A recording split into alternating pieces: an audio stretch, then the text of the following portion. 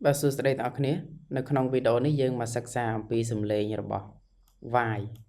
អញ្ចឹងអក្សរវាយមានដល់ទៅ4សំឡេងទាំងអស់គ្នាមកមើលមកខាងក្រោមនេះយើងមានវាយបាទយើងស្មើនឹង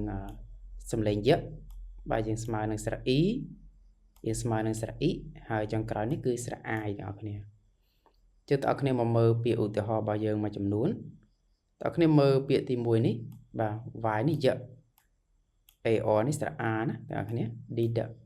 yard yard អូខេ yard យើងសំដៅលើទីធ្លាណាអញ្ចឹងវាយនៅក្នុងពាក្យមួយនេះគឺមានសំឡេងយៈតើអ្នកគ្នាមកមើលពាក្យមួយទៀតបាទ C នេះ sound k A នេះស្រៈ a n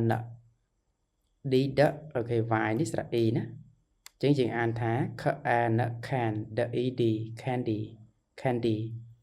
អូខេ candy គឺយើងសំដៅលើស្ករគ្រាប់អញ្ចឹងវាយនៅក្នុងពាក្យនេះគឺមានសំឡេង e វិញតើគ្នាមកមើលពាក្យបន្តទៀតបាទ G sound កទាំងអស់គ្នាប៉ុន្តែ G នៅក្នុងពាក្យនេះមានសំឡេងចវិញណាអញ្ចឹងវាយកន្លែងនេះស្រៈ i មច i មជីមជីមបាទជីមគឺយើងសំដៅលើហាត់ប្រាណបែបនេះយើងហៅជីមតើគ្នាមកមើលពាក្យចុងក្រោយ sh មានសំឡេង sh វាយនេះមានសំឡេង i i shy shy អូខេខ្មៅអៀន shy យើងសំដៅលើខ្មៅអៀនអញ្ចឹងអក្សរវាយនៅក្នុងពាក្យមានដល់ទៅ4សំឡេងទាំងអស់គ្នាណាមានសំឡេងយៈមានស្រៈ e បាទមានស្រៈ i ហើយនិងស្រៈ i អញ្ចឹងធ្វើម៉េចយើងសម្គាល់បានគឺអាស្រ័យសញ្ញាអានបាទ4សំឡេងហ្នឹងអាស្រ័យសញ្ញាអានណា